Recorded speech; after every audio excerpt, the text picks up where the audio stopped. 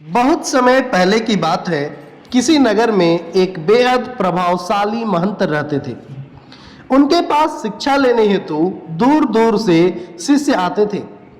एक दिन एक शिष्य ने महंत से सवाल किया, स्वामी जी, आपके गुरु कौन है?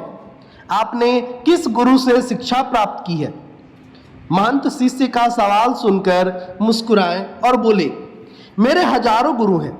यदि मैं उनके नाम गिनाने बैठ जाऊं तो शायद महीनों लग जाए, लेकिन फिर भी मैं अपने 3 गुरुओं के बारे में तुम्हें जरूर बताऊंगा।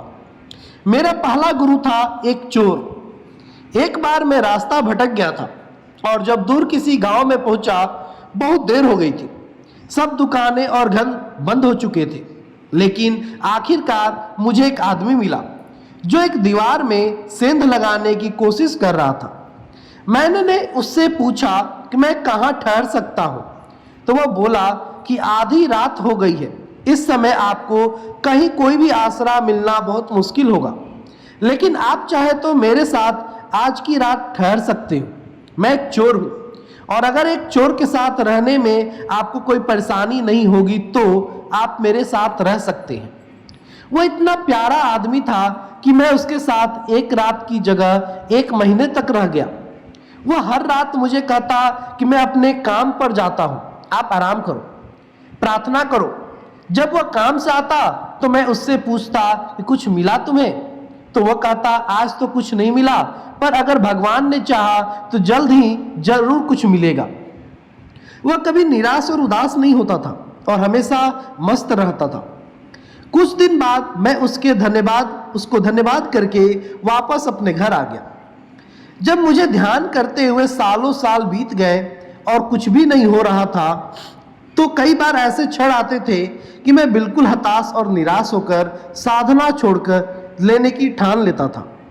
और तब अचानक मुझे उस चोर की याद आती जो रोज कहता था कि भगवान ने चाहा तो जल्द ही कुछ जरूर मिलेगा। और इस तरह मैं हमेशा अपना ध्यान लगाता और साधना में लीन रहता।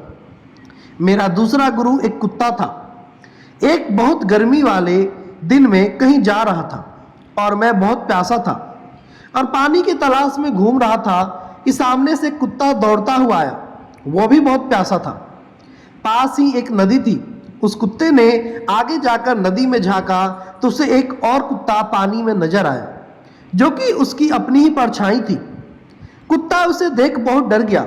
वह परछाई को देखकर भौंकता और पीछे हट जाता, लेकिन बहुत प्यास लगने के कारण वह वापस पानी के पास लौट आता। अंततः अपने डर के बावजूद वह नदी में कूद पड़ा और उसके कूदते ही वह परछाई भी गायब हो गई। उस कुत्ते के इस साहस को देखकर मुझे एक बहुत बड़ी सीख मिल गई। अपने डर के बावजूद व्यक्ति को छलांग लगा लेनी होती है।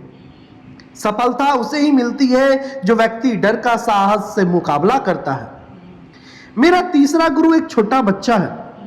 मैं एक गांव से गुजर रहा था कि मैंने देखा एक छोटा बच्चा एक जलती हुई मोमबत्ती ले जा रहा था। वो पास के किसी मंदिर में मोमबत्ती रखने जा रहा था। मजाक में ही मैंने उससे पूछा कि क्या यह मोमबत्ती तुमने जलाई है? वह बोला, जी मैंने ही जलाई है। तो मैंने उससे कहा कि एक क्षण था जब वह मोमबत्ती बुझी हुई थी और फिर एक क्षण आया जब वो मोमबत्ती जल गई। क्या तुम मुझे वह स्रोत दिखा सकते हो जहां से वह ज्योति आई? वह बच्चा हंसा और मोमबत्ती को फूंक मारकर बुझाते हुए बोला, अब आपने ज्योति को जाते हुए देखा है, कहाँ गई वो? आप ही मुझे बताइए। मेरा अहंकार चकनाचूर हो गया। मेरा ज्ञान जाता रहा और उस क्षण मुझे अपनी ही मूर्खता का एहसास हुआ। तब से मैंने कोरे ज्ञान से हाथ धो लिए। शिष्य होने का क्या अर्थ है? शिष्य होने का अर्थ है पूरे अस्तित्व के प्रति खुले होना, हर समय हर ओर से सीखने को तैयार रहना। कभी किसी की बात का बुरा नहीं मानना चाहिए। किसी भी इंसान की कही हुई बात को ठंडे दिमाग से एकांत में बैठकर सोचना चाहिए कि उसने क्या क्या कहा और क्यों कहा। तब उसकी कही बातों से अपनी की हुई गलतियों को समझे और अपनी कमियों को दूर करे। जीवन का हर क्षण हमें कुछ ना कुछ सीखने का मौका देता है। हमें जीवन में हमेशा एक शिष्य बनकर अच्छी बातों को सीखते रहना चाहिए। यह जीवन हमें आए दिन किसी न किसी रूप में किसी गुरु से मिलाता रहता है। यह हम पर निर्भर करता है कि क्या हम उस महंत की तरह एक शिष्य बनकर उस गुरु से मिलने वाली शिक्षा को ग्रहण कर पा रहे हैं कि नहीं।